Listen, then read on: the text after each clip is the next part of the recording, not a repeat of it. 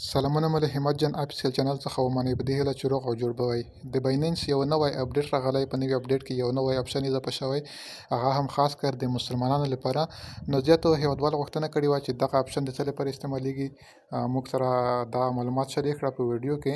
نو دغه ویډیو کې زه تاسو ټول معلومات درکوم چې څنګه د څه لپاره دغه اپشن اضافه شوی، هغه هم د مسلمانانو لپاره. راځم ویډیو باندې درته پیل کوم. که چیرې کې تاسو زما چینل کې نوي یاست، زما چینل سره سبسکرایب کړئ. تاسو به راشئ، لومړی بایننس به راخلاص کړئ. صحیح ده، بایننس مو کله راخلاص کړ هغه په اپډیټ کړئ. نو کله مو چې اپډیټ کړ دغه اپشن چې دغه شیریا ایرن دغه نوی اپشن په بایننس کې اضافه شوی دی. دا اپشن د څه لپاره اضافه شوی؟ دا اپشن د دې لپاره اضافه شوی دی چې زیات خلک یعنې مسلمانانو به چې کله په بایننس کې کوم کوینونه سټیک کول، نو دوی به ویل چې دغه سود کې راځي، یعنې زموږ کوم کوینونه چې دي په هغې باندې قمار کېږي، ربا ده یعنې سود دی، نو دوی په کوینونه نه سټیک کول. نو بایننس په خپله دغه اپشن اوس د مسلمانانو لپاره اضافه کړلو، تر څو دوی وکولی شي بغیر له قمار کولو، له ربا او سود څخه په دغه کې دوی کوینونه سټیک کړي او دوی ته د اسلامي اصولو په چوکاټ کې دوی ته حلاله 100% حلاله ګټه ورکړل شي.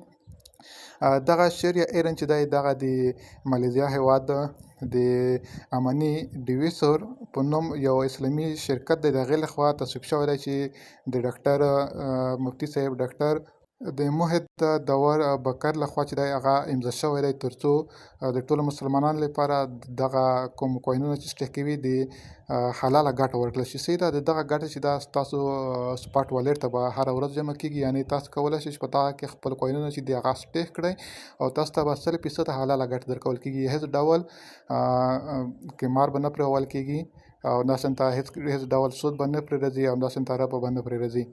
نو هغه هیوادوال چې ویل به یې د موږ کوینونه نه سټیک کوو، هغه په سود کې راځي، نو اوس هغه کولی شي په دغه شیریا ایرن کې خپل کوینونه چې دي هغه سټیک کړي او دوی 100% حلاله ګټه ترلاسه کړي دغه څخه. راځم څنګه موږ دغه کوینونه چې دي هغه سټیک کولی شو او کوم کوینونه په دغه کې سټیک کېږي. تاسو کله چې بایننس هم راخلاص کړ همدغه شیریا ایرن ته دغه ځای ته به راشئ، دې ځای باندې به کلیک وکړئ. کله مو چې دې ځای باندې کلیک وکړ، دلته تاسې فقط 3 کوینونه چې دي هغه په سټیک لګولی شي. صحیح ده، یو بي ان بي ده، ایتریم ده او همداسې سولونا ده. تاسو هر ډول کوین چې وغواړئ هغه کولی شئ په سټیک باندې ولګوئ. زه راځم دغه بي ان بي ته راځم. بي ان بي کې طریقه درښیم. دلته تاسو کتلی شئ د 15 ورځو لپاره، د 30 ورځو لپاره، 80 او 90 او همداسې د 100 ورځو لپاره. تاسو چې هر یو وغواړئ د هر یو فیصدي هم دلته معلومه ده.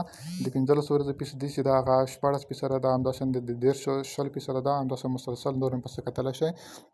نو که چیرې کې غواړئ چې هر یو د کوم ورځو لپاره په سټیک ولګوئ، په هغې باندې به کلیک وکړئ. زه راځم دغه 15 ورځو لپاره چې دی دغه باندې کلیک کوم.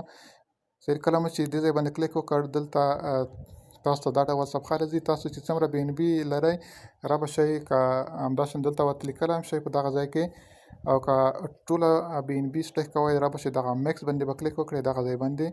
کله مو چې میکس باندې کلیک وکړ، نو تاسو چې څومره بي ان بي موجودې وي نو هغه دلته دغه ځای کې تاسو ته سمدستي رااړوي. صحیح ده، کله مو چې دغه میکس باندې کلیک وکړ، له هغې وروسته به راشئ دغه لاندې خانه چې دغه به ټیک مارک کړئ. صحیح ده، کله مو چې دغه ټیک مارک کړه، له هغې وروسته بیا لاندې راشئ دغه کنفرم ته.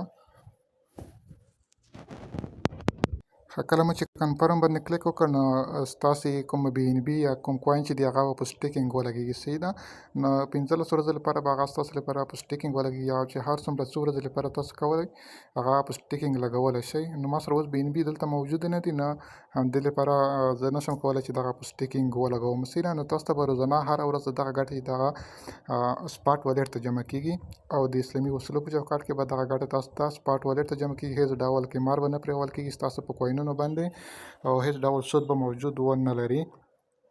نو تاسو کولی شئ دغه 3 کوینونه چې دي په دغه شیریا ایرن برخه کې په سټیکینګ ولګوئ. د اسلامي اصولو په چوکاټ کې تاسو ته دغه ګټه درکول کېږي. نو هغه کسان چې ویلې موږ کوینونه چې دغه په سود لګول کېږي، نو تاسو اوس کولی شئ په دغه کې خپل کوینونه دغه همدا اوس په سټیکینګ ولګوئ، ګټه یې په سپاټ والټ کې ترلاسه کړئ. دې هیله چې معلومات مو ترلاسه کړي وي. مننه.